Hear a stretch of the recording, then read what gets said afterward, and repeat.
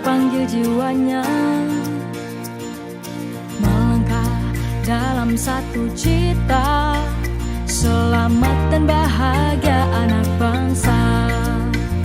Bapak pendidikan beri filosofi, bergerak siap Assalamualaikum warahmatullahi wabarakatuh.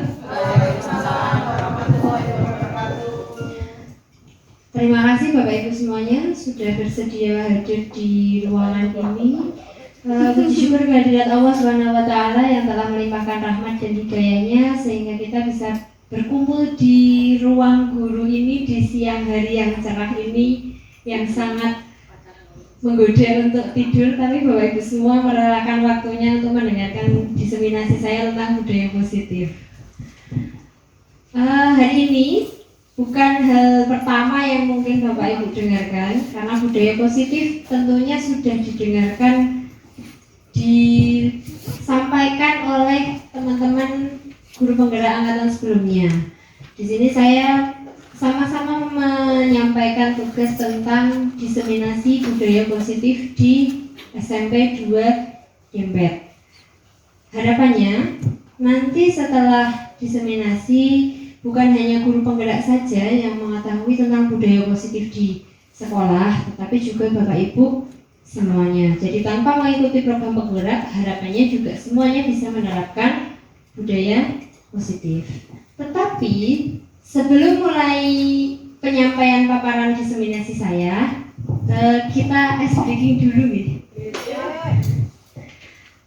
Ice breakingnya bukan bergerak-gerak seperti nyabar, tapi ada perlu memperhatikan sedikit saja. Ada beberapa gambar yang perlu diperhatikan.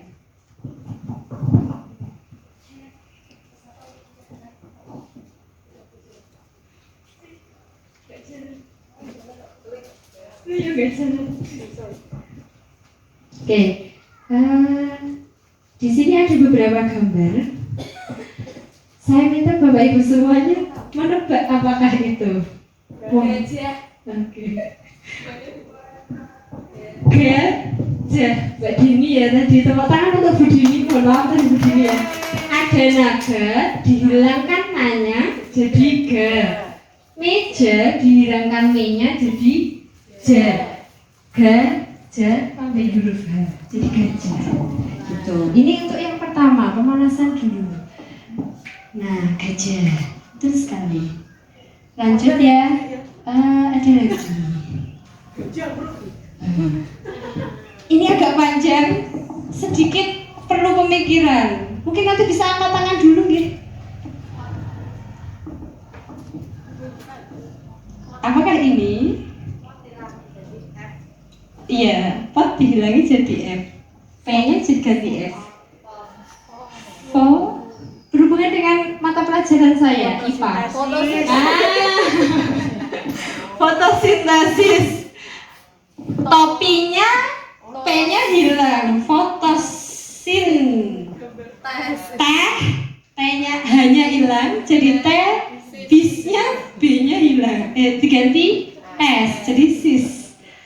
Fotosintesis. Berikutnya, nah, mohon maaf ya di sini nggak ada Pak Sobar, tapi tidak, Pak Sobar tetap memiliki rambut toh. Yang digambarkan bukan Pak Sobar. Ini nggak ada huruf yang hilang, tapi saling melengkapi bisa jadi satu kata tersendiri. Ada yang bisa dengar?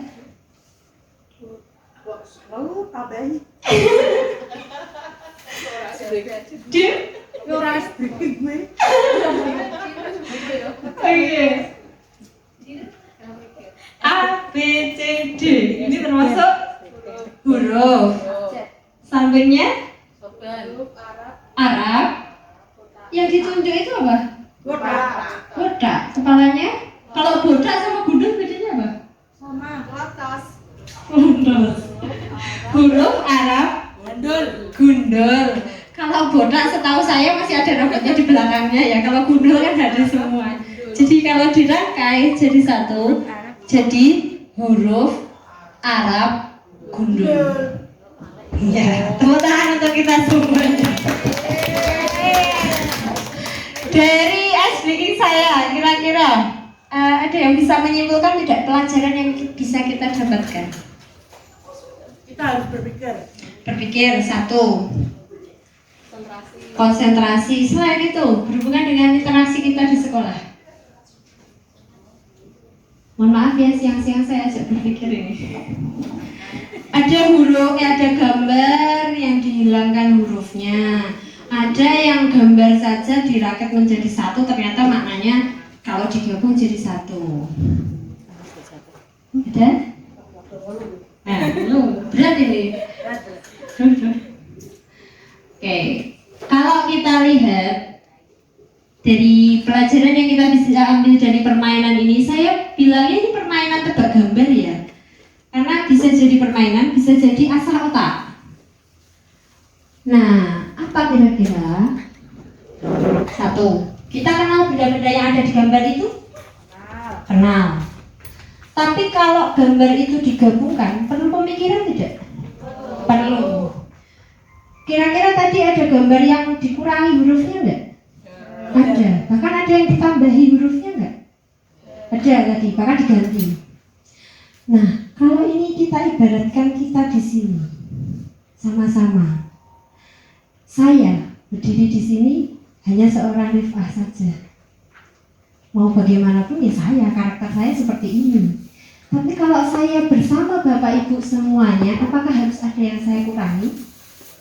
Supaya saya bisa menyeimbangkan semua yang ada di sekolah? Ya.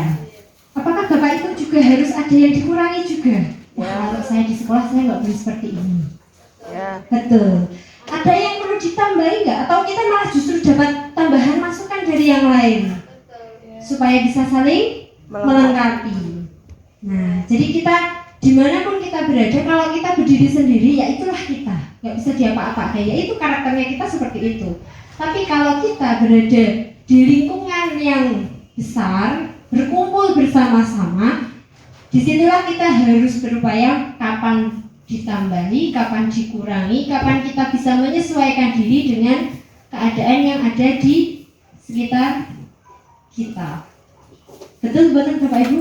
Betul. Makanya kita bisa jadi keluarga besar SMP 2 Dempet kalau kita juga bisa ngerem apa yang sebaiknya dilakukan di sekolah itu seperti apa, di luar seperti apa. Tentunya Bapak Ibu perannya beda. Kalau di rumah pasti ada yang jadi ibu rumah tangga, jadi bapak-bapak. Kalau di sini nggak ada yang ngomong anak, kecuali anaknya orang.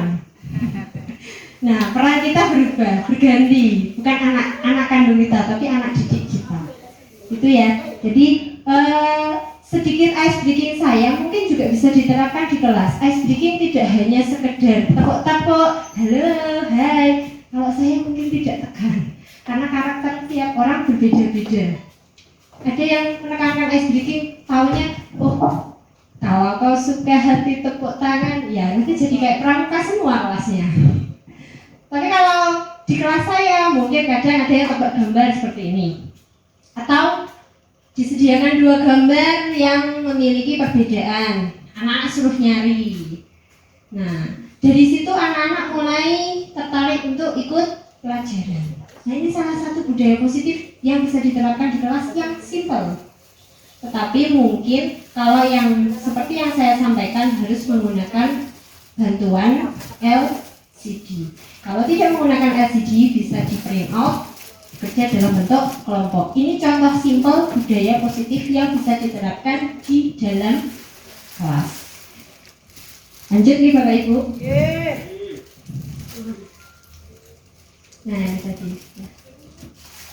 Nah, sebelum saya mulai, kita sepakati dulu. Tadi seperti yang dikemukakan di awal, boleh minum dan makan? Boleh. Sebentar. Kok gesernya tidak sesuai ya?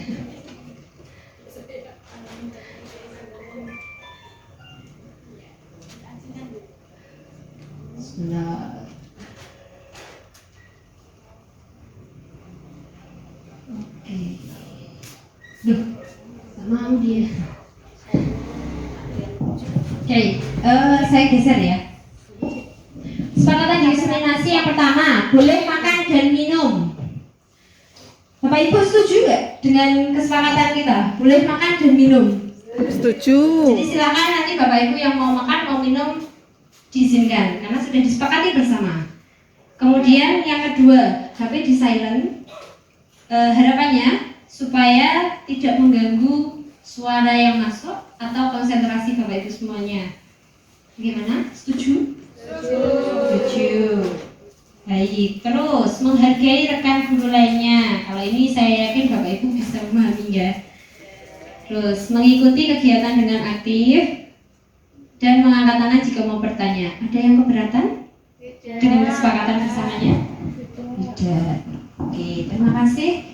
Kita lanjutkan untuk tujuan diseminasinya. Yang pertama, tujuannya untuk meningkatkan pemahaman tentang budaya positif. Itu tujuan utamanya, supaya Bapak Ibu semuanya, bukan cuma saya atau cuma JGP yang lain, tapi juga Bapak Ibu semuanya paham yang awal mula budaya positifnya yang paling mudah dan paling mudah dilakukan itu apa. Kemudian dengan kita melakukan budaya positif di sekolah, diharapkan anak-anak itu muncul motivasi intrinsik, motivasi yang ada dalam dirinya anak tanpa diperintah oleh gurunya. Nah, ini yang sebenarnya agak sulit. Kemudian diharapkan nanti mewujudkan pembelajaran yang menyenangkan dan berpihak pada murid. Kalau di awal pembelajaran sudah menyenangkan, harapannya anak-anak pun tidak meninggalkan kelas dengan seenaknya sendiri. Berarti anak-anak enjoy di dalam kelas. Nah, kemudian yang keempat, mengajarkan kepada murid untuk mencari solusi atas permasalahan yang dihadapi sehingga mereka lebih bertanggung jawab. Ini biasanya dihadapkan ketika menghadapi permasalahan dengan teman atau dengan keluarga yang terbawa ke sekolah. Baik, tema hari ini adalah budaya positif. Kalau budaya positif itu sebenarnya Bapak Ibu mungkin sudah familiar ya. Budaya yang positif. Bayangan pertama kali budaya positif itu apa? Kebiasaan yang baik. Ya, betul. Ada lagi? Suatu hal yang dilakukan yang baik-baik. Boleh. Tapi sebenarnya ada banyak sekali yang masuk ke budaya positif. Mulai dari disiplin positif, disiplin. Kemudian ada tentang kaitannya dengan motivasi. Baik motivasi kita sebagai seorang guru maupun motivasi anak-anak ketika belajar di sekolah. Nah, kemudian ada hukuman, konsekuensi, restitusi. Kalau hukuman saya yakin Bapak Ibu semuanya sudah tidak asing dengan istilah hukuman. Kemudian konsekuensi. Sebenarnya konsekuensi juga familiar, cuma jarang dipakai. Kadang ada kalimat sanksi, itu juga sama. Nah, yang baru itu adalah restitusi, dan ini tahapan yang memang sulit untuk diterapkan. Tidak dalam sekejap bisa menerapkan itu. Kemudian yang sudah Bapak Ibu lakukan, keyakinan kelas. Saya yakin di kelas-kelas kita semuanya sudah ada keyakinan kelas yang dibentuk antara wali kelas dengan anak didiknya di dalam kelas. Kemudian ada kebutuhan dasar manusia. Kita butuh untuk hidup, senang, kebebasan. Dan ada 5 posisi kontrol. Mungkin kalau Bapak Ibu kemarin sempat mencermati PMM-nya ketika mengisi SKP, ada pilihan untuk menyelesaikan PMM, salah satunya tentang 5 posisi kontrol. Jadi ada 5 posisi kontrol guru sebagai teman, pemantau, manajer, itu apa saja, itu juga termasuk dalam budaya positif. Dan yang terakhir, ini tahapan yang menurut saya ini sulit untuk diterapkan tapi ternyata penting. Itu apa?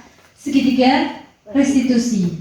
Ini benar-benar kalau menurut saya perlu pemahaman dan perlu cara tersendiri untuk mengajak anak itu gimana caranya menemukan solusi dari permasalahan dia sendiri. Nah, oke, jadi ada banyak ya budaya positif itu sebenarnya ada banyak, bukan cuma nilai-nilai kebaikan tadi itu termasuk budaya positif. Nah, nilai kebaikan tadi kita bawa dalam kesepakatan kelas itu yang lebih mudah. Nah, sekarang kita mulai bahas dari disiplin positif. Disiplin positif dalam benak kita pertama kali disiplin berarti berhubungan dengan tata tertib, aturan. Iya tidak? Ada yang setuju? Ya. Disiplin itu kaitannya pokoknya bocah tertib sesuai aturan. Kalau tidak sesuai berarti harus dapat hukuman. Nah, ada sebenarnya bukan itu. Dari menurut pandangan Ki Hajar Dewantara bukan itu. Disiplin di sini yang dimaksudkan itu yang disiplin dalam dirinya sendiri. Dia punya motivasi internal. Motivasi internal itu berarti motivasi dalam dirinya sendiri yang tidak perlu didorong oleh orang lain. Kayak kita berangkat ke sekolah, mau ngajar, nggak usah di WA, Pak Nur di WA, ayo Bu, ngajar dulu ke sekolah. Betul toh, Bapak Ibu kan berangkat sekolah, ayo, bisnya jam 6 ya, maka sekolah berangkat, kalau Pak Ade mungkin setengah 6 berangkat. Itu kan berarti kalau Bapak Ibu punya motivasi dalam dirinya untuk berangkat sekolah pagi-pagi sampai sekolah sebelum bel. Itulah yang namanya motivasi dalam dirinya Bapak Ibu semuanya. Nah, kalau motivasi yang eksternal berarti kita butuh dorongan dari orang lain. Ayo toh, ndang mangkat toh Bu, nanti setelah telat toh Bu, nanti dihukum. Nah, itu berarti dari eksternal, belum ada kesadarannya. Jadi disiplin di sini yang diartikan disiplin lebih dari disiplin dalam dirinya sendiri. Jadi bukan karena adanya tata tertib atau aturan yang berlaku, tapi kita sudah disiplin sendiri. Nah, seorang yang memiliki disiplin diri berarti mereka bisa bertanggung jawab terhadap apa yang dilakukannya karena mereka mendasarkan tindakan mereka pada nilai-nilai kebajikan universal. Seperti tadi, kalau saya berangkat tepat waktu, maka saya lebih menghargai waktu. Disiplin dalam dirinya sendiri, menerapkan disiplin dalam dirinya sendiri. Nilai-nilai kebajikan lainnya, nilai kebajikan itu nilai-nilai yang positif ya. Menghormati teman-teman yang lain. Teman-teman yang lain sudah berangkat awal, saya juga bisa berangkat awal.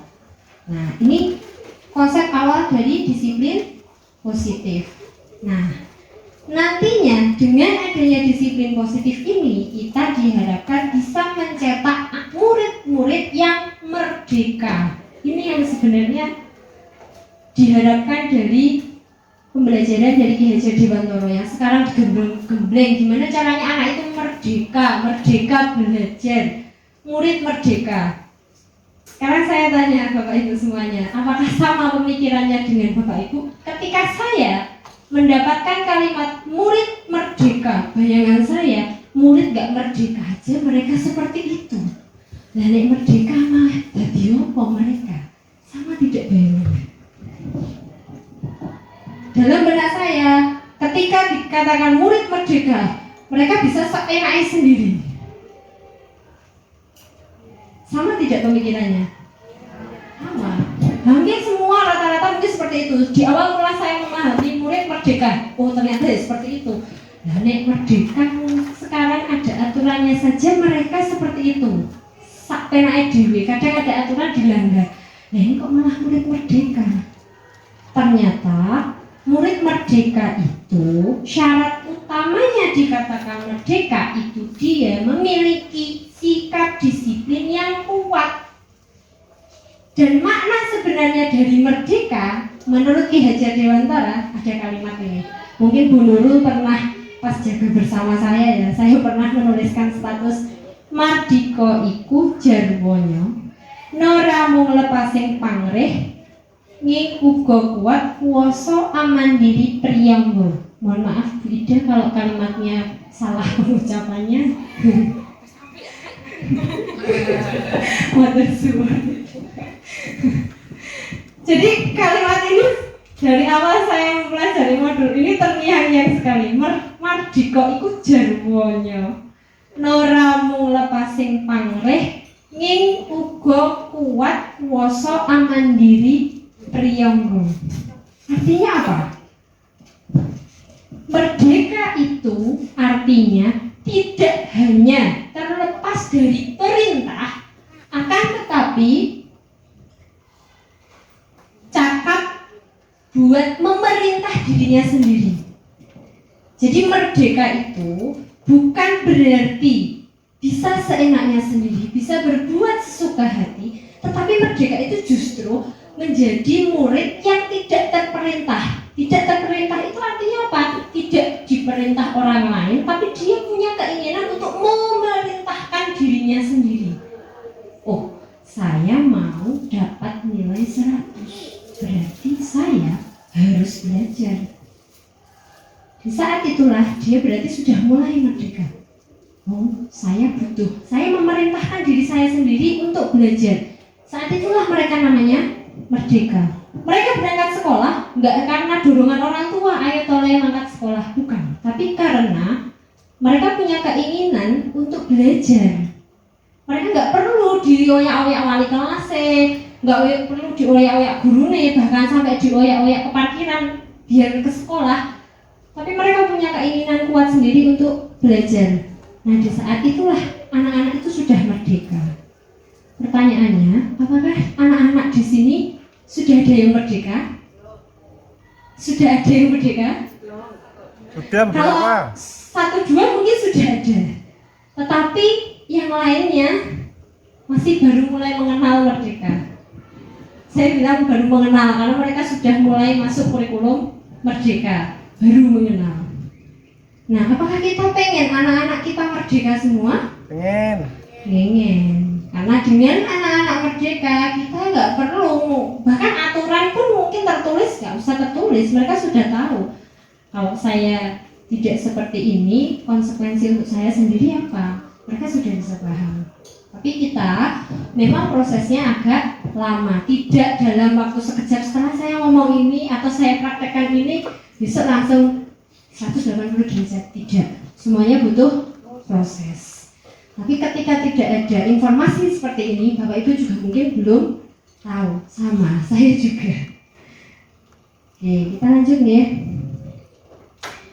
Nah, tadi terkait dengan disiplin positif, ada motivasi. Motivasi sendiri itu menurut Diana Gosen, Puji, mohon maaf, pengucapannya betul apa betul ini? Ada 3 motivasi perilaku manusia, mungkin kita bisa jadi refleksi bersama. Yang pertama, motivasi melakukan sesuatu itu untuk menghindari ketidaknyamanan atau hukuman. Itu tahapan yang paling rendah. Kemudian ada motivasi untuk mendapatkan imbalan atau penghargaan dari orang lain. Dan yang ketiga, ini yang paling tinggi. Motivasinya adalah untuk menjadi orang yang mereka inginkan dan menghargai diri sendiri dengan nilai-nilai yang mereka percaya. Ketika sudah tahap ketiga, berarti dianggap sudah menjadi murid yang merdeka atau manusia yang merdeka, bahkan menjadi guru yang merdeka. Saya pengen jadi guru merdeka, Bapak Ibu pengen jadi guru merdeka? Pengen. Nah, siapa yang bisa memerdekakan kita? Kita sendiri. Kita sendiri. Caranya gimana? Ya, kita belajar sama-sama. Oke, kita bahas satu-satu. Untuk motivasi yang pertama, ini mungkin paling banyak di sekolah kita. Motivasi untuk sekolah dilakukan untuk menghindari adanya ketidaknyamanan atau hukuman. Biasanya kalau hukuman ada yang sampai dirumahkan atau dikembalikan ke orang tua. Kalau ketidaknyamanan karena adanya sanksi sosial. Nah, motivasi ini yang paling rendah, tingkat terendah dari motivasi perilaku manusia. Dan biasanya orang yang motivasinya untuk menghindari hukuman ini, maka dia akan berusaha untuk menghindari. Kalau saya tidak melakukannya, nanti saya dapat apa ya? Terus efeknya pun hanya dari luar. Jadi kalau tidak ada orang yang mendukung, dia tidak akan termotivasi. Jadi harus didorong. Kalau nggak ada guru di dalam kelas, mereka keluar dengan sendirinya. Berarti motivasi mereka di dalam kelas hanya untuk menghindari adanya hukuman. Nah, ini adalah motivasi dengan tahapan yang paling rendah. Nah, untuk anak-anak kita, mungkin ini adalah kan banyak ya motivasi anak-anak untuk belajar di sekolah atau motivasi anak-anak untuk berada di dalam ruangan kelas itu mayoritas masih dikarenakan karena menghindari adanya hukuman dari guru-guru. Kalau tidak ada guru, maka mereka juga enaknya sendiri. Nah, itu berarti motivasinya mereka masih sangat rendah. Kemudian motivasi untuk mendapatkan imbalan atau penghargaan dari orang lain. Ini biasanya untuk yang ingin diperhatikan atau mendapatkan penghargaan, sanjungan dari guru. Mereka melakukan tindakan ini untuk mendapatkan pujian dari orang lain. Mau nyapu lantai kalau ada gurunya, biar wah sergap ya. Dia senang kalau dapat pujian seperti itu. Kalau nggak ada gurunya, biarin aja. Berarti itu motivasinya sudah lumayan. Dia mau melakukan. Cuma kalau dipuji aja, kalau nggak dipuji ya, lalu aku kemarin nyapu aja nggak dibiarin loh. Nah itu kan ada juga kan anak kita yang seperti itu. Nah. Dan sama kayak yang motivasi tahap menghindari hukuman tadi, dia berasal dari eksternal karena mengandalkan kehadiran orang lain untuk memuji dia. Nah, untuk yang ketiga, ini yang paling berat dan mungkin kita juga agak berat. Motivasi untuk menjadi orang yang mereka inginkan, jadi tumbuh dalam dirinya sendiri dan menghargai dirinya sendiri dengan nilai-nilai yang mereka percaya. Berarti kalau saya nyapu kelasnya bersih, nggak usah ada guru, nggak usah ada kepala sekolah, dia enjoy saja. Berarti itu sudah tumbuh dalam dirinya sendiri. Kalau dia melakukan suatu kegiatan, dia tidak akan tanya, nanti saya dapat apa ya? Ini nggak usah tanya, tapi dia enjoy saja. Kasarannya kalau dalam Islam bahasanya ikhlas. Dia ikhlas melakukan kegiatan, membantu temannya dengan ikhlas tanpa adanya imbalan ataupun penghargaan dari orang lain. Kemudian motivasi ini muncul dalam diri sendiri atau bersifat internal, dimunculkan oleh dirinya sendiri. Yang bisa memunculkan adalah dirinya sendiri. Misal kayak Bumi Ningsih misalnya. Maaf Bu, saya contohkan. Bumi Ningsih kalau lihat ada orang pingsan, awalnya kudu melayu, nulungi, terus ditulungi pertolongan pertama. Iya betul Bu. Nah itu berarti motivasi internalnya Bumi Ningsih bagus sekali. Sudah, wah kalau ada orang jatuh pingsan itu langsung gercep. Nah, berarti itu motivasinya udah tinggi sekali. Jadi kadang kita di posisi ini motivasinya bisa tinggi sekali. Tapi kadang kalau ini, lalu Pak Nur, saya di sini aja. Kita pun sama, saya pun sama mungkin. Wah, gak ada Buretno, kosong ya. Apa kita bahagia? Ya, bahagia. Mungkin murid pun mengalami hal yang sama. Berarti kadang kita mengalami motivasi yang memang perlu didorong, atau kadang nggak perlu didorong pun kita melakukan. Kayak tadi pas Bu Ningsih membantu orang. Sekarang kita refleksi bersama. Kita sama-sama, saya di sini harapannya cuma tidak hanya memaparkan, tapi juga bisa sambil refleksi bersama. Berada di posisi manakah kita? Motivasi yang pertama kedua atau ketiga, terutama kita ketika menjadi seorang guru. Jujur, saya sendiri kadang motivasinya kadang masih naik turun. Jadi mungkin mood kita di rumah terbawa ke sini, atau ketika ngajar kelasnya anaknya menggoda. Nah, ini juga mempengaruhi motivasi kita ketika mengajar di dalam kelas. Nah, harapannya ketika menjadi guru merdeka yang diinginkan itu adalah kita memiliki motivasi internal yang besar. Tetapi kembali lagi, kodrat manusia tidak bisa semuanya kita miliki secara sempurna. Nah, kalau dari yang kita refleksikan tadi, sudahkah kita menjadi manusia yang merdeka? Belum. Di rumah, sudahkah menjadi ibu yang merdeka? Belum ya. Ada yang belum jadi ibu merdeka? Karena ibu juga perlu healing. Nah, betul kan? Belum, rata-rata belum ya. Ya, kita semua masih perlu proses belajar untuk menjadi manusia yang merdeka. Karena proses menjadi merdeka tidak hanya terjadi dalam sekejap mak bedunduk langsung hore merdeka. Gitu ya. Jadi perlu proses yang panjang untuk menjadi manusia yang merdeka. Nah, dalam proses menjadi manusia merdeka, tentunya kita banyak menghadapi banyak permasalahan baik dengan murid, dengan rekan guru, maupun kadang dengan wali murid. Nah, di sini ada 3 istilah: hukuman, konsekuensi, restitusi. Kalau hukuman saya yakin Bapak Ibu semua kayaknya juga kepalanya. Hukuman.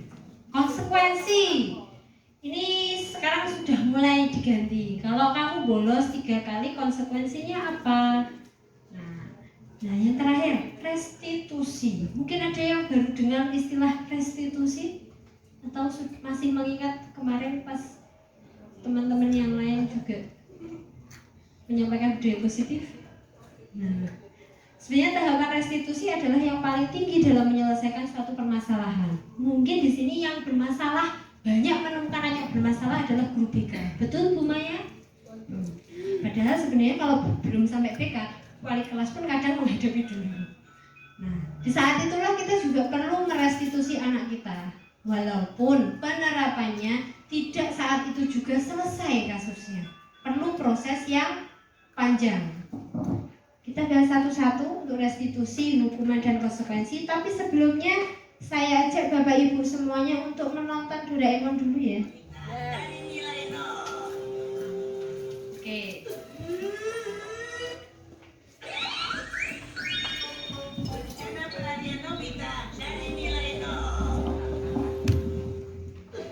Mari kita refleksikan dulu apa yang didapat dari film Nobita ini.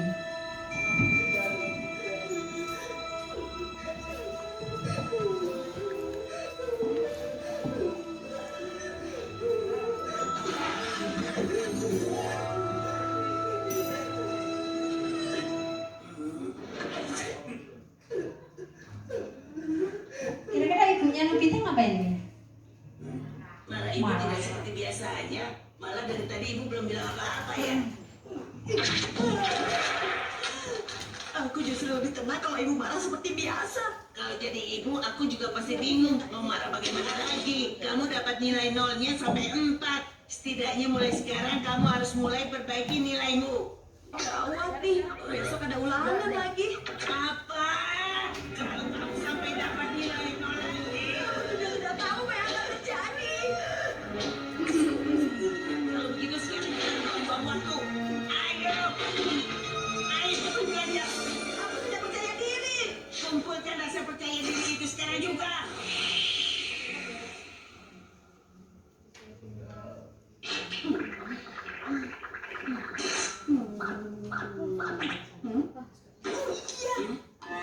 Doraemon, kalau aku tidak salah, kamu punya pensil komputer nilai 100 kan? Mulai muncul ide-ide untuk menyiasati. Jangan pernah pikirkan hal itu lagi. Ayo cepat belajar yang serius. Bagaimana kalau begini? keluar. Tidak, aku cuma bercanda.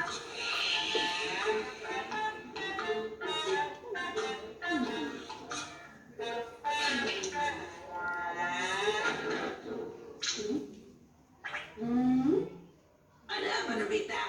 Oh, begitu ya. Ya sudah, aku ke bawah. Maaf ya, Doraemon.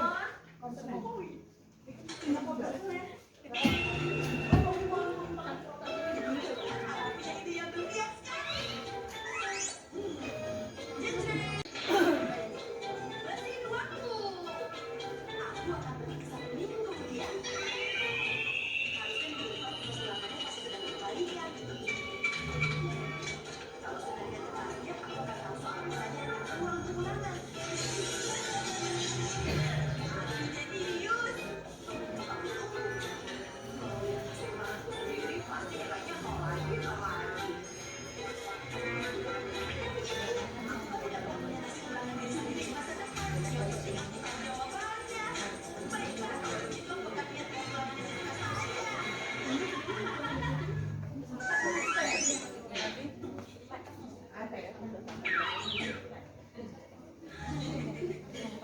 Masih jam 10 pagi, siswa pasti masih di sekolah.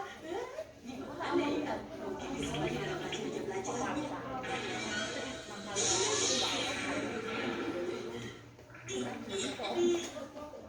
Apaan itu? Seperti pelindung, tapi jangan-jangan ada pelindung. Tapi kenapa bisa ada pelindung di sini? Aku tahu, tidak salah lagi. Doraemon. Rupanya rencanaku sudah terbaca. Apa boleh buat? Aku akan cari cara lain.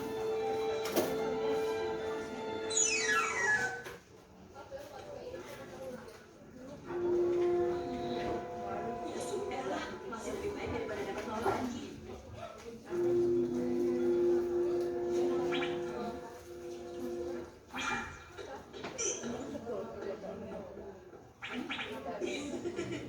Doraemon bukan teliti, dia tidak akan menyangka kalau aku kawannya Giant kan?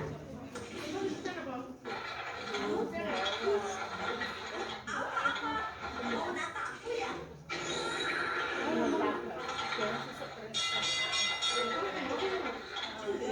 Ini sudah dari keperluan, masa pakai hal seperti itu sih?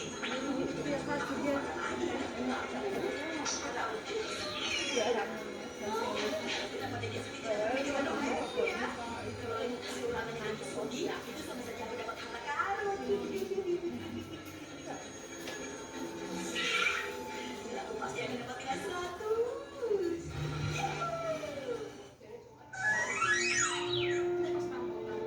Baiklah. Ini salah lagi, pasti diracik meja belajarnya.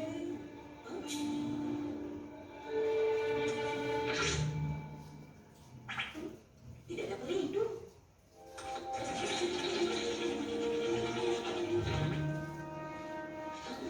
Sepertinya aman di tempat ini.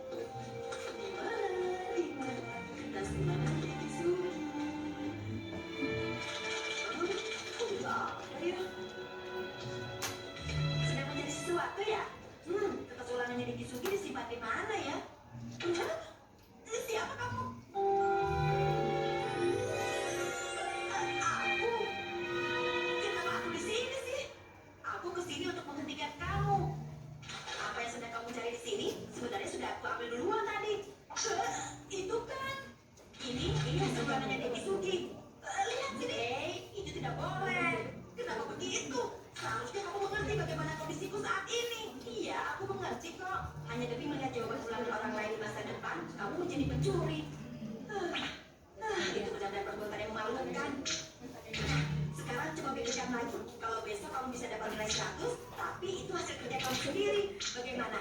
Nah, lebih baik kalau kamu berusaha sendiri saja. Apa benar aku akan bilang seperti itu?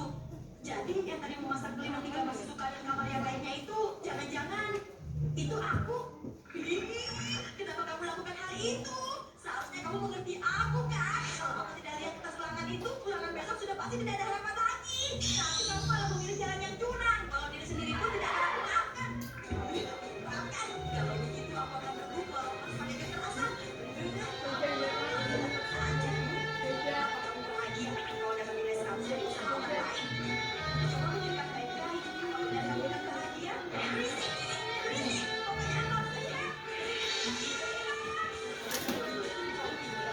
Kalau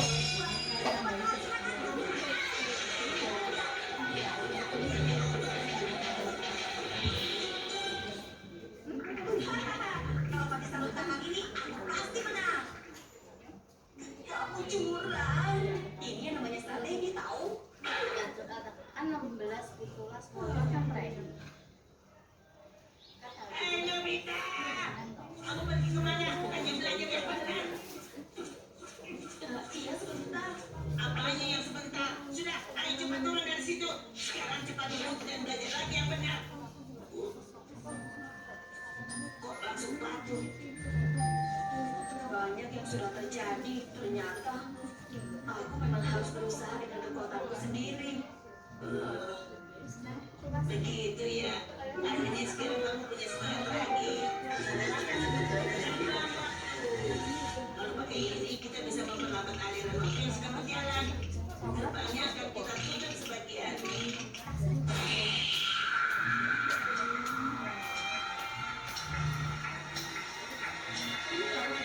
Sekarang ini waktu yang normal akan menjadi sangat lama. Nobita, berusaha melakukan apa yang kamu bisa.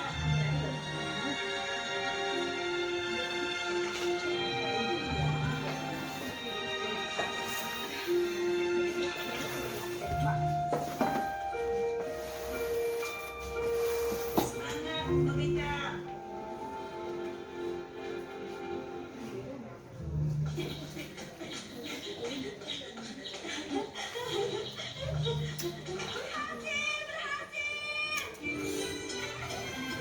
Dapat menerima. Nobita, kamu sudah berusaha. Asal berusaha, kamu pasti bisa. Kamu berhasil. Berhasil. Nobita, kamu hebat. Mulai sekarang kamu harus seperti ini. Ayo, kita pajang saja di dinding. Itu sudah terlihat. Memang bukan nilai sempurna, tapi ini masih nilai yang bagus kan? Dan kalau berusaha sendiri, ternyata rasa puas di hati itu memang beda ya. Oh, oh iya Doraemon, aku mau pinjam beberapa macam alat boleh ya? Besok pagi jam 10, aku dari masa lalu akan datang ke rumah teman-teman. Aku harus menghentikan aku. Apa maksudnya? Tapi ya sudah deh. Baiklah. Saatnya memberikan kebahagiaan pada diri sendiri.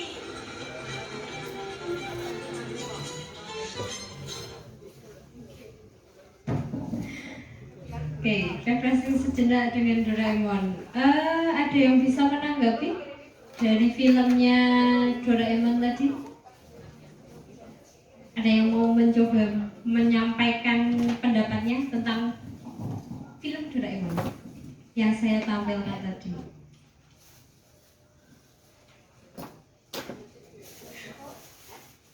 Monggo, Bu Puji.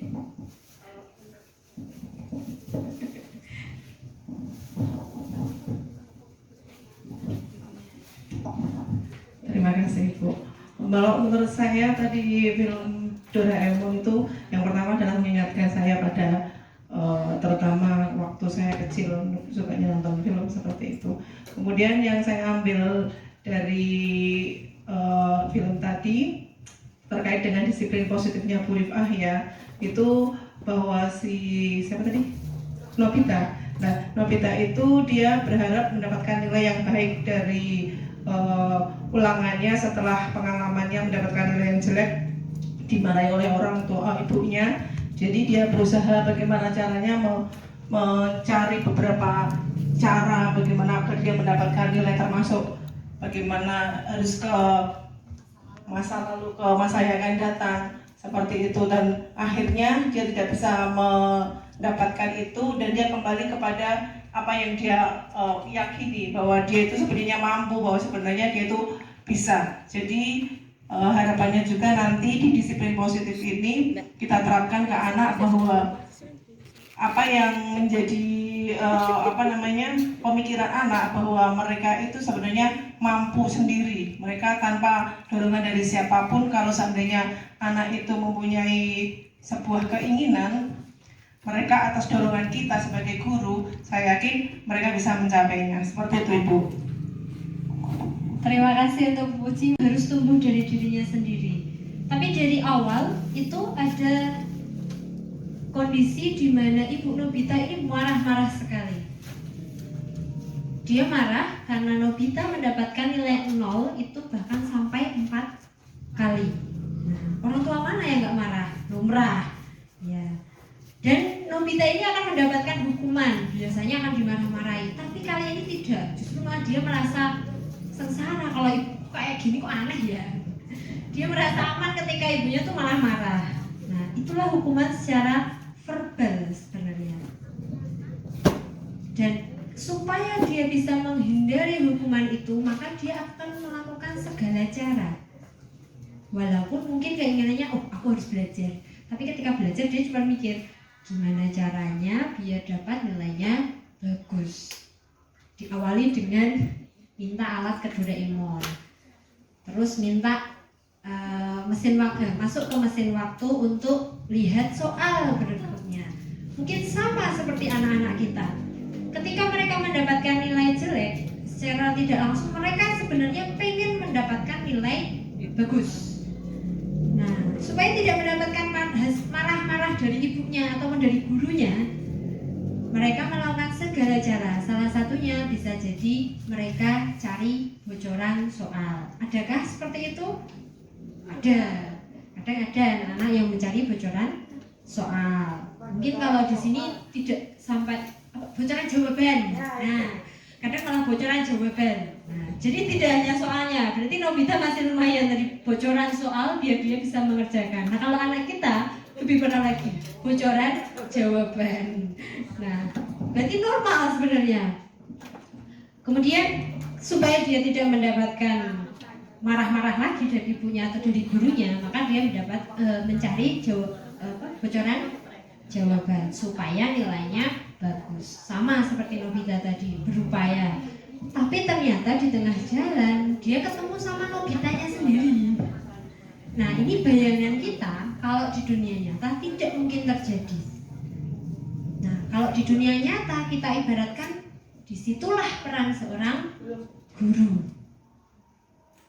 Jadi kita diharapkan bisa jadi dirinya anak dulu, biar bisa mendorong, ini loh no, nanti kalau kamu seperti ini efeknya apa? Kalau kita kan nggak bisa melihat masa depan jadinya seperti apa. Nah, tapi kita sudah tahu, kita juga dulu mengalami masa SMP.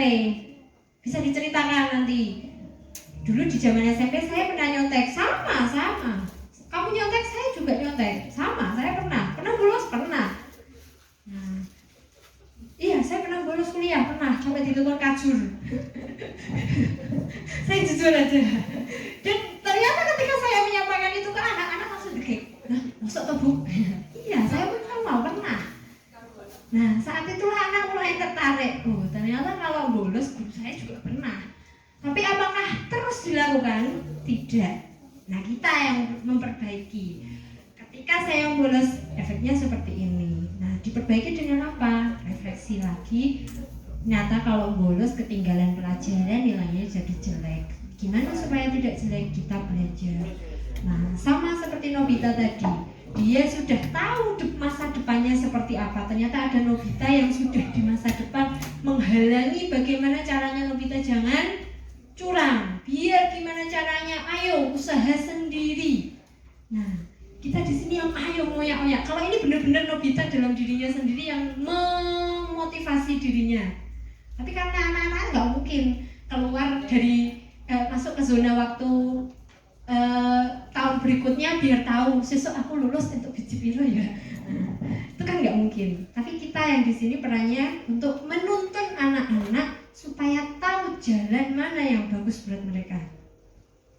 Nah, disitulah bedanya antara ketika kita memberikan restitusi dengan memberikan hukuman. Kalau hukuman di awal tadi, dia akan melakukan segala cara untuk mendapatkan apa yang guru inginkan, bukan apa yang mereka inginkan. Bukan apa yang mereka butuhkan, tapi apa yang guru inginkan. Biar gak dimarahi, saya harus seperti apa. Itu biasanya lebih ke hukumannya. Kemudian tadi di akhir Nobita walaupun tidak dapat nilai 100, tapi karena keinginannya sendiri bahagianya dia pulang pakai kertas, hore, nilai saya 65 kalau dilihat. Kalau 65 karena nilainya sendiri bukan nilai 100, tetap bahagia enggak? Dan yang dirasakan dia adalah tetap bangga. Walaupun tidak 100, tidak terbaik, tapi itu hasil jerih payahnya sendiri. Nah, kitalah yang punya tugas itu di depan anak-anak. Saya juga nilai segini bangga loh. Walaupun mungkin tidak 100, tapi bangga dengan apa yang diperolehnya. Nah, ini tadi film dari Doraemon tentang disiplin positif sebenarnya yang berkaitan ada hukumannya. Nah, kalau dilihat dari artian hukumannya, mungkin sebenarnya familiar ya. Hukuman itu sebenarnya tidak terencana atau tiba-tiba saja. Misal ada anak yang bolos, kita refleks aja, dibawa ke BK, terus anak suruh ngeliling lapangan, refleks.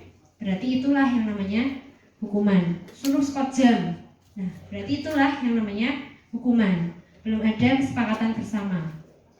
Terus, anak itu tidak diberi kesempatan untuk menentukan hukumannya sendiri. Kadang terus pokoknya kamu skot jam. Atau kadang kita ceramah ngalor, itu kira nulon. Nah, itu berarti hukuman secara verbalnya.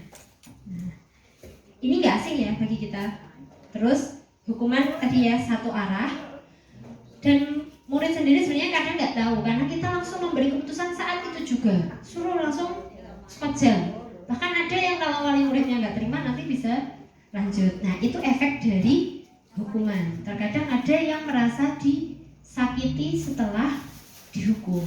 Nah, hukuman itu bisa diberikan secara fisik maupun psikis, biasanya lewat omongan, atau kalau fisik ya tadi disuruh skot jam, lari keliling lapangan. Kemudian konsekuensi. Nah, ini biasanya sebenarnya sudah banyak dilakukan untuk kita.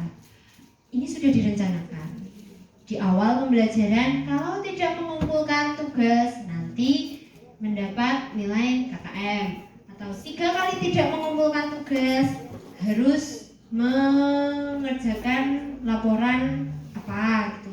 Ini biasanya sudah ya dipraktekkan di kelas. Nah, ini sebenarnya lumayan daripada hukuman langsung tes pokoknya kamu harus gini. Nah, itu mungkin dulu zaman kita sekolah familiar seperti itu. Ini buatan.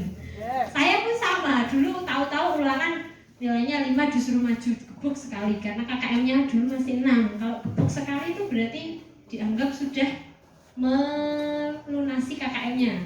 Kalau yang nilainya 3 ya berarti gebuknya 3 kali. Nah, itu termasuk hukuman ya. Itu berlaku di zaman dulu kita sekolah. Lebih banyak seperti itu. Nah, kalau sekarang kita seperti itu, nah didatangi wali kelas, wali murid nanti kita. Nah, kalau konsekuensi biasanya lebih aman. Karena sudah ada kesepakatan terlebih dahulu. Terus ada kolaborasinya antara murid sama guru. Cuman jangka waktu imbasnya itu sebentar, ya saat itu saja. Atau kadang kalau nggak mengumpulkan tugas, ya udahlah besok kan ya lupa gurunya, kadang gitu. Nah, ini untuk konsekuensi. Terus kalau konsekuensi itu sudah diketahui sebelumnya, jadi dia sudah tahu kalau saya tidak mengerjakan tugas daring, berarti nanti saya tugas di kelasnya lebih banyak.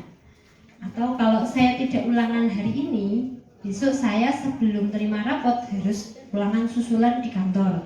Nah, berarti itu yang namanya konsekuensi, karena anak sudah diberitahu dahulu dan biasanya didiskusikan terlebih dahulu. Nah, kalau restitusi ini anak diajak untuk menggali dan menemukan apa yang harus dilakukan untuk memperbaiki kesalahannya. Ya, ini yang paling susah menurut saya. Karena kita sendiri giring anak untuk mencari kesalahannya sendiri aja masih susah, apalagi mencari penyelesaian dari masalahnya. Nah, mungkin untuk tahap ini memang kita masih sulit. Tetapi setidaknya kita sudah mulai belajar apa itu restitusi, kita sudah mulai tahu. Walaupun mungkin Bapak Ibu semuanya sudah pernah menerapkan, tetapi pada waktu itu tidak tahu kalau namanya restitusi.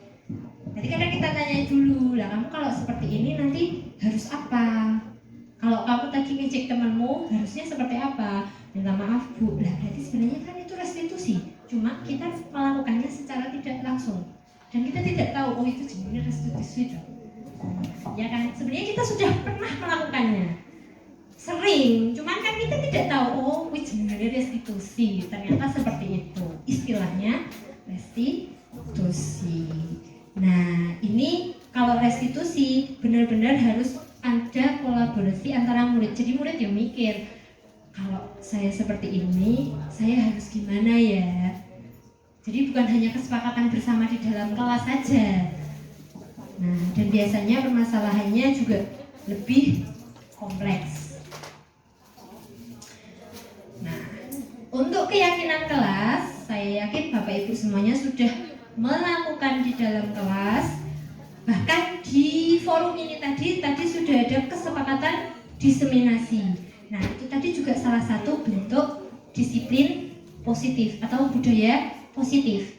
Bahkan kalau saya, yang pernah saya terapkan di dalam kelas, sebelum mulai pembelajaran, salam, absen, cek kehadiran, kemudian buat kesepakatan. Hari ini kesepakatannya biasanya kalau pakai LCD atau kita pakai media pembelajaran game, harus ada kesepakatan bersama supaya kelas itu terkondisikan. Jadi disepakati bersama, yuk kesepakatan kelas hari ini menghargai temannya, nanti yang presentasi di depan dihargai. Nah, setuju nggak? Setuju. Kemudian tidak boleh tidur di dalam kelas. Nah, itu tertulis selama pembelajaran. Bahkan ditampilkan di slide-nya. Kalau kadang slide-nya itu saya bagi. Di sini ada keyakinan kelas yang tadi sudah disepakati. Sini slide untuk menampilkan materi. Jadi mereka nggak ingat ketika ada anak tidur, itu bisa diingatkan. Tadi kesepakatan kelasnya gimana? Langsung bangun ya. Dan itu ternyata mandi. Efek ya. Karena sebelumnya saya tidak menggunakan itu. Hanya kesepakatan kelas di awal semester itu. Nah, saya coba tiap pertemuan, apalagi ketika menggunakan metode pembelajaran yang aneh-aneh biasanya, atau perlu geraknya anak-anak, nah kita sepakati bersama, tidak boleh gaduh di dalam kelas, tidak boleh tidur, harus aktif, tapi kita menggunakan kalimat yang positif, harus aktif dalam kegiatan pembelajaran, hindari tidur di dalam kelas. Nah, ternyata itu ngefek. Di kelas 8E, kelasnya Mbak Dini itu ada Andre. Nah, dia tidur. Kebetulan sebelumnya di pembelajaran dengan Bu Ismi ada anak yang tidur. Nah, itu saya tidak membuat kesepakatan kelas, ya Bu Ismi. Nah, di pertemuan berikutnya saya buat kesepakatan dulu, hindari tidur di dalam kelas. Dan ketika ada anak yang kebetulan anaknya beda, yo Andre tadi kesepakatannya apa? Nggak boleh tidur Bu. Ya udah, berarti kamu apa? Tak cuci muka dulu Bu. Kita semudah itu dipraktekkan di kelas. Itu pengalaman saya menerapkan kesepakatan kelas di saat pembelajaran. Jadi mungkin menyita waktu sebentar lah, tetapi ternyata efektif untuk pembelajaran berikutnya. Kalaupun ada yang presentasi, gaduh, ayo diingat kesepakatannya, kita tinggal ngomong kayak gitu aja. Oh iya Bu, diam. Ternyata itu ngefek. Ya, semoga di kelas yang lain pun efek juga ya. Sampaikan terlalu banyak karena saya yakin Bapak Ibu sudah menerapkan semuanya, bahkan di kelas pun sudah tertempel keyakinan kelas masing-masing. Tapi harapannya nanti ketika pembelajaran pun tetap bisa dibantu dengan keyakinan kelas untuk menimbulkan kelas yang kondusif ketika pembelajaran di dalam kelas. Dan yang perlu diingat, untuk keyakinan kelas itu tidak paten ya, jadi bisa ditinjau. Untuk saat ini mungkin pas. Untuk besok, ketika saya diseminasi lagi, tidak boleh makan dan minum. Mungkin kalau sekarang kan karena boleh sambil makan dan minum. Tapi ketika acara yang lain, belum tentu bisa dipakai. Nah, jadi sesuaikan. Sama ketika pembelajaran. Ketika pembelajaran ini, saya mengizinkan anak-anak menggunakan HP. Tapi ketika yang pembelajaran berikutnya tidak menggunakan HP, nah saat itulah kesepakatan kelasnya dipakai. Kemudian, kita cek bersama-sama, dihubungkan antara keyakinan kelas dengan nilai kebajikan. Nilai kebajikan itu nilai-nilai kebaikan. Jadi diharapkan keyakinan kelas yang dibuat itu bisa menggiring anak untuk memiliki nilai-nilai kebaikan. Nah, mulai dari kembalikan barang ke tempatnya. Ini berhubungan dengan sikap ada keadilan, kehormatan, tanggung jawab, peduli, integritas. Kira-kira kalau tanggung jawab bisa, kembalikan barang ke tempatnya. Ini hanya sampel ya. Mendengarkan teman yang presentasi, berarti kita mengajak anak untuk belajar menghormati dan menghargai. Hadir di sekolah 10 menit sebelum bel. Tanggung jawab. Kemudian hindari perkelahian. Berarti keamanan, keselamatan, tanggung jawab. Tanggung jawab bisa masuk. Nah, keamanan. Nah, terus bergantian menunggu giliran. Nah, ini biasanya kalau game ini saya seringnya uyu-uyuan. Terus ada mengikuti pelajaran dengan aktif. Nah, ini sering dipakai kalau yang ini kesepakatan mengikuti pelajaran dengan aktif. Ini selalu dipakai. Ya, karena kita harapannya semua anak-anak ikut pembelajaran dengan aktif. Jadi harapannya keyakinan kelas yang dibuat juga dikaitkan dengan nilai-nilai kebajikan yang diharapkan. Kalau kita sekarang lebih dikenal dengan yang profil pelajar Pancasila. Oke. Lanjut ya. Nah, kita masuk ke dalam kebutuhan dasar manusia. Ada 5 kebutuhan dasar manusia, ada bertahan hidup, penguasaan, kasih sayang, dan rasa diterima, kebebasan, dan kesenangan. Kita selalu makan. Kalau kita makan itu untuk bertahan hidup. Kemudian ada kasih sayang dan rasa diterima. Ketika kita tinggal dengan orang tua, kita pengen adanya perhatian dari orang tua. Kita pengen adanya teman-teman yang perhatian dengan kita. Ketika kita sakit ada yang tanya. Nah, berarti itu kebutuhan akan rasa diterima kita di sekolah. Dan kebebasan. Kadang ada kalanya kita aku pengen nganggo kudungku sing kembang-kembang warna hijau. Nah, atau di sekolah kita alhamdulillah sudah memenuhi kebutuhan kita. Ada seragam di mana memakai baju batik bebas. Nah, saat itulah kita bebas berekspresi. Betul apa tidak Bapak Ibu? Kita tetap pengen kan ada kebutuhan untuk memakai, wah ini kelambiku apik gak tinggal. Kita pengen pakai baju yang di luar seragam. Nah, saat itulah kebutuhan kebebasan kita. Nah, alhamdulillah di sekolah kita sudah terpenuhi ya. Kesenangan. Di sekolah nggak cuma ngajar aja, tapi senang-senang juga. Ada nyabar, ada karaoke bareng. Nah, saat itulah kebutuhan akan kesenangan. Terus ada kebutuhan akan penguasaan, menguasai. Kayak Bu Yanti itu masalah bendahara sebenarnya gaji aman karena dia menguasainya. Nah, tapi kalau dilimpahkan ke bunda depannya ya dia bendahara juga, tapi untuk mengurusi gaji nanti dia harus banyak berlatih dulu. Nah, ini berarti kan perlu adanya kebutuhan untuk menguasai lagi. Itu ya. Jadi ada kebutuhan yang banyak sekali selain kebutuhan untuk bertahan hidup. Nah, sekarang kita lihat ada kasus Bu Ambar, wali kelas 2A di SD Pelita Hati sedang bingung menghadapi ulah salah satu murid di kelasnya yang namanya Doni. Beberapa anak di kelas 2A telah datang padanya dan mengeluhkan Doni yang seringkali meminta makan siang, bekal makan siang mereka dengan paksa. Jika Anda menghadapi situasi seperti Bu Ambar, apa yang akan Anda lakukan? Menurut Anda, kira-kira apa alasan Doni melakukan itu? Nah, dalam setiap tindakan anak, itu pasti ada tujuannya. Nah, sekarang kita lihat dari kasus ini, ada anak kelas 2 yang namanya Doni. Dia sering meminta bekal makan siang temannya dengan paksaan. Kita lihat dari sisi kebutuhan untuk bertahan hidup. Ketika Doni ini menjawab pertanyaan, kenapa kamu melakukan itu? Dia menjawab, karena saya lapar dan orang tua saya tidak membawakan menyediakan bekal makan siang. Itu menunjukkan bahwa dia lapar, pengen makan, berarti butuh akan bertahan hidup. Nah, sama kayak kita. Terus, kalau kita lihat dari sisi kasih sayangnya, kenapa Doni melakukan itu? Dia jawab, dia mengambil bekal temannya karena dia merasa senang temannya jadi memperhatikan dia. Kalau dia ngambil, itu bukan karena lapar, tapi karena wah senang dia temannya merasa sedih atau jadi itu lah Bu, Doni nggak senang ngambil. Nah kalau kalimat seperti itu otomatis guru-guru pun yang namanya Doni mana tuh yang sering ngambil, berarti dia butuh akan rasa kasih sayang dan rasa diterima. Jadi dia pengen adanya perhatian dari guru, perhatian dari teman-temannya. Ada anak kita yang kadang seperti itu? Ada.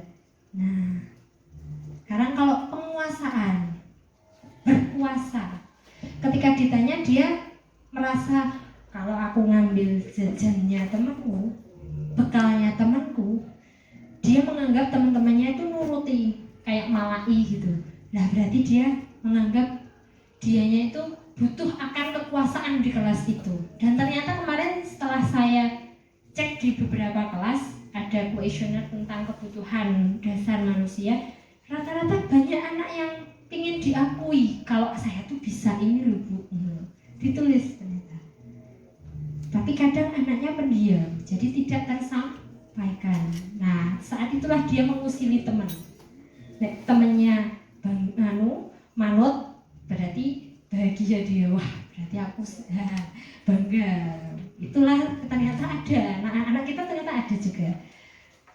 Kemudian ada kebutuhan akan kebebasan.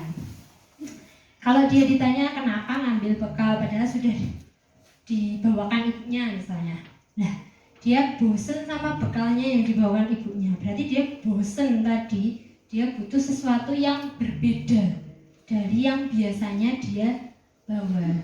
Kalau temennya pasti bervariasi, belum tentu sama dengan yang dibawa. Saat itulah dia butuh kebebasan. Sama kayak kita ngajar. Biasanya kita ngajar pakai nulis. Kalau kita nulis terus, murid pasti hafal. Nanti lah suruh nyatet.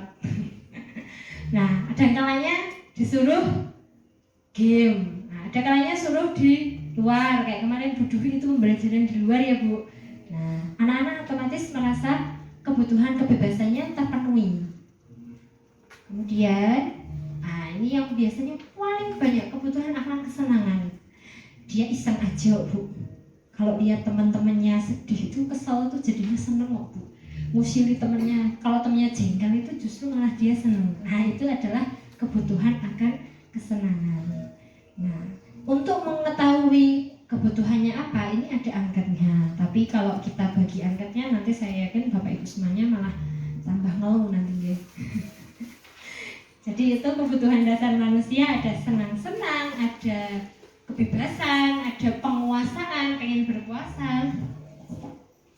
Kita lanjut untuk yang posisi kontrol guru, ada penghukum, pembuat rasa bersalah, teman, pemantau, dan manajer.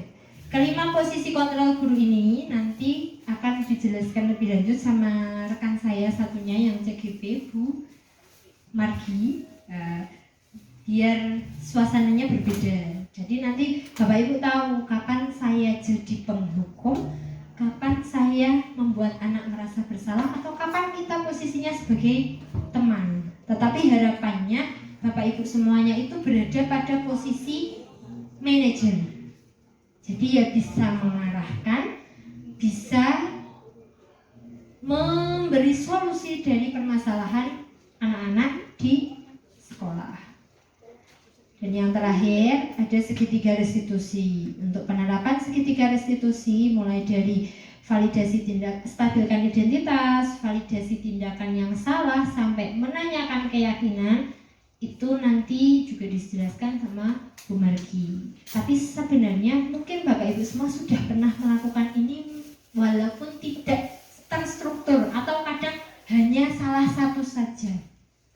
Menstabilkan identitas itu sama kayak tadi, dia bolos, saya pun pernah bolos. Terus ada teman yang pokoknya diambil, marah. Kita pun posisi anak itu juga marah. Nah, ketika kita mengibaratkan itulah yang namanya menstabilkan identitas. Siapa sih yang nggak marah kalau uangnya tiba-tiba diambil? Nah, saya pun juga marah. Nah, itulah menstabilkan identitas. Kalau validasi tindakan, gambarannya kita menghargai dulu apa yang dilakukan anak. Untungnya kamu tadi cuma menggebrak meja aja, nggak sampai mukul. Nah, terus tadi kemarin ada yang main petasan. Untungnya nyalain kepetasannya itu nggak di bawah kipas angin. Kalau di bawah kipas angin otomatis jadi blok. Nah, terus untung nggak di bawah meja. Nah, itu berarti kita validasi tindakannya dulu. Gimana kok tadi kamu seperti ini? Nah, terus yang terakhir menanyakan keyakinan. Nah, keyakinan ini yang sudah disepakati sebelumnya. Kalau kamu melakukan ini sebenarnya melanggar keyakinan kelas yang dibuat tidak sih? Melanggar keyakinan sekolah yang ada di sekolah ini tidak sih? Nah, itu baru nanti anak diminta untuk mencari solusinya. Makaten nggih Bapak Ibu. Monggo yang mau bertanya atau mau menanggapi atau memberikan masukan tambahan, silahkan. Yang sangat bagus sekali. Pertanyaan saya adalah berkaitan dengan kesepakatan kelas Ibu. Kalau kesepakatan kelas tadi Bu Rifah, kita bisa merefleksi, review gitu ya. Kalau menurut Bu Rifah sendiri, seberapa pentingnya dan seberapa waktunya itu ketika kita melakukan refleksi terhadap kesepakatan di kelas itu, berapa waktu? Apakah 1 bulan, 2 bulan, atau berapa bulan seperti itu? Mungkin Bu Rifah bisa memberikan pengalamannya sehingga kami bisa di sini, berarti kesepakatan kelas itu yang setahu saya kan selama ini kesepakatan kelas itu dibuat untuk 1 tahun atau 1 semester. Begitu mungkin Bu Rifah sendiri mungkin punya pengalaman ini untuk bukan kesepakatan guru mapel, ini untuk kesepakatan kelasnya sendiri seperti itu. Bisa diterima nih Bu Rifah. Terima kasih. Sebenarnya fleksibel ya. Jadi karena di situ di kelas bisa jadi dalam setahun itu tidak ada anak yang melakukan kesalahan yang fatal. Nah, berarti kita tidak perlu melakukan perubahan. Nah, misal dalam perjalanan ternyata banyak sekali yang bolos. Sementara di kesepakatan kelas kita tidak tercantum itu. Nah, bolos berapa kali? Itu kan harusnya hadir. Nah, itu kan berarti harus ditambahin dulu. Jadi menurut saya itu lebih fleksibel saja untuk kelas. Kalau untuk kesepakatan dengan guru kan disesuaikan dengan kondisi saat itu mengajar. Tapi untuk di kelas saya rasa itu fleksibel, tapi tetap menyesuaikan. Kalau memang tidak perlu ada perubahan ya tidak perlu diubah, tidak apa-apa. Terus yang penting dilihat kondisi anak-anak selama proses kesepakatan yang dibuat itu sudah berjalan dengan sesuai yang diharapkan belum. Kalau belum berarti kan harus ada yang direfleksikan. Makasih Bapak Ibu. Ada lagi? Oke. Demikian dari saya.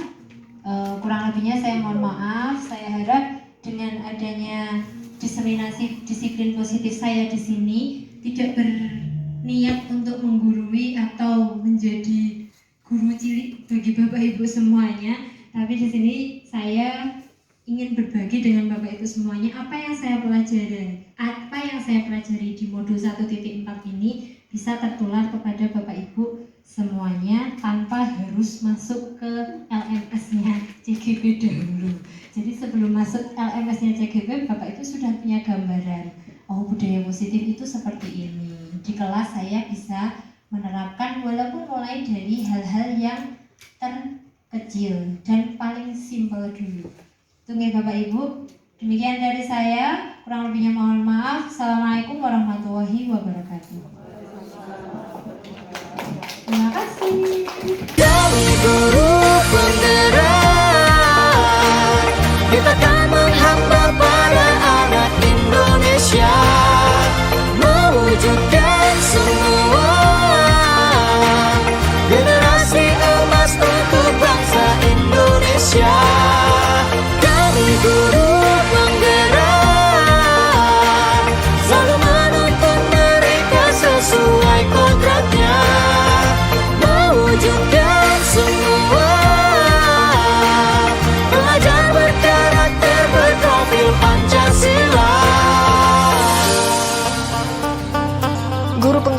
adalah pemimpin pembelajaran yang mendorong tumbuh kembang murid secara holistik, aktif dan proaktif dalam mengembangkan pendidik lainnya untuk mengimplementasikan pembelajaran yang berpusat kepada murid serta menjadi teladan dan agen transformasi ekosistem pendidikan untuk mewujudkan profil pelajar Pancasila.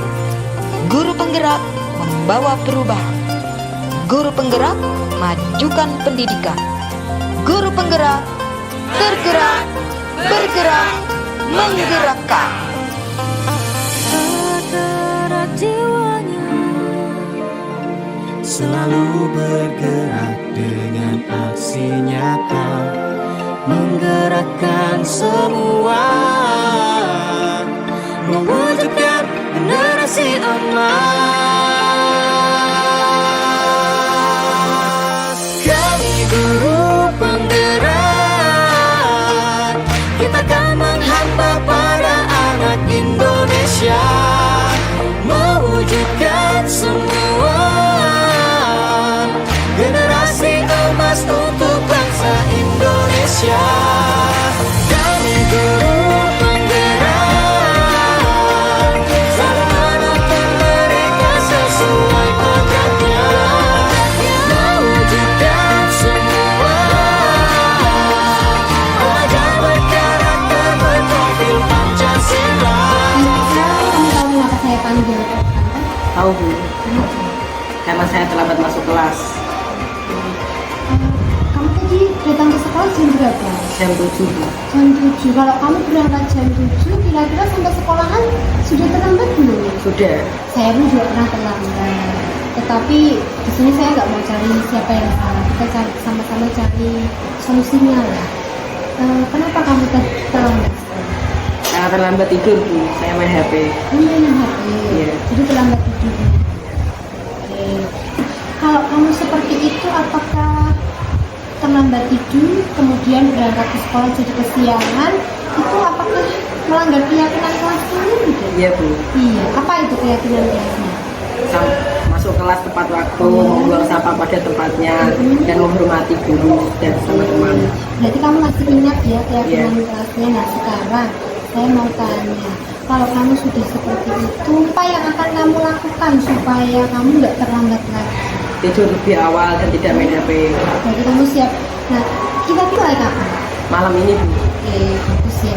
Saya senang sekali kamu sudah mau memperbaiki kesalahan kamu. Semoga nantinya kamu bisa memperbaiki kesalahan kamu, terus tidak main HP lagi dan tidak terlambat masuk sekolah. Ya, sekarang kamu boleh ke kelas. Semoga nanti tidak akan bisa terlambat lagi ya. Iya. Terima kasih. Assalamualaikum warahmatullahi wabarakatuh. Perkenalkan, nama saya Muhammad Rehan Andika Putra. Perasaan saya setelah melakukan restitusi bersama dengan Briefite, perasaan saya sangat senang karena saya mendapatkan solusi dari masalah saya. Terima kasih kepada Briefite yang telah memberikan solusi kepada saya. Semoga kedepannya saya bisa lebih baik daripada sebelum-sebelumnya. Terima kasih. Wassalamualaikum warahmatullahi wabarakatuh.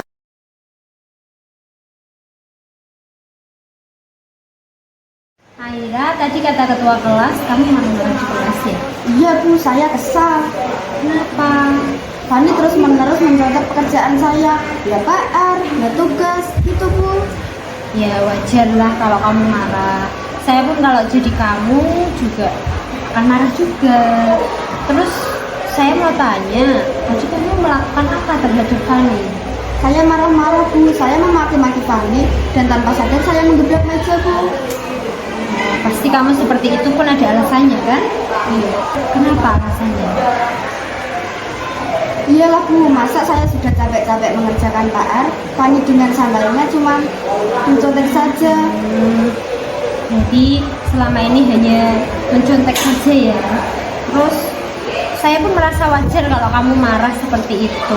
Tapi saya menghargai tindakan kamu yang bisa mengontrol emosinya sampai tidak melakukan hal yang lebih buruk lagi, apalagi sampai memukul.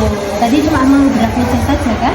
Iya Bu. Nah, sekarang coba dipikirkan, apakah tindakan kamu menggebrak meja tadi sudah sesuai dengan keyakinan kelas kita belum? Belum. Menurut kamu, keyakinan kelas kita yang sudah dilanggar oleh Aira apa? Saling menghormati antar teman, Bu. Ya, saling menghormati antar teman, betul. Berarti kira-kira menghormati teman itu penting tidak? Penting, Bu. Penting. Berarti sekarang kalau saya tanya, keyakinan kelas apa yang akan kamu lakukan ketika tadi kamu marah? Harus lebih sabar, Bu. Kamu harus lebih sabar lagi. Terus kira-kira nanti kamu mau bersedia mau memperbaiki kesalahan kamu tidak? Bersedia, Bu. Oke, terima kasih karena kamu sudah mau bersedia. Kira-kira nanti kalau misalnya kejadian yang sama terulang lagi, apa yang akan kamu lakukan? Saya harus lebih sabar, Bu, menahan amarah saya. Kalau ada yang mencontek, saya harus melapor kepada guru yang mengajar atau wali kelas saya. Iya, tepat sekali. Jadi jangan langsung meluapkan emosi, dilaporkan saja ke guru. Ya, tetap semangat ya belajarnya ya. Bisa lagi, jangan sampai marah-marah lagi ya. Ya, sekarang boleh keluar kembali ke kelas dulu ya. Terima kasih, Bu. Ya. Assalamualaikum warahmatullahi wabarakatuh. Perkenalkan, nama saya Aira Juminska Alinda.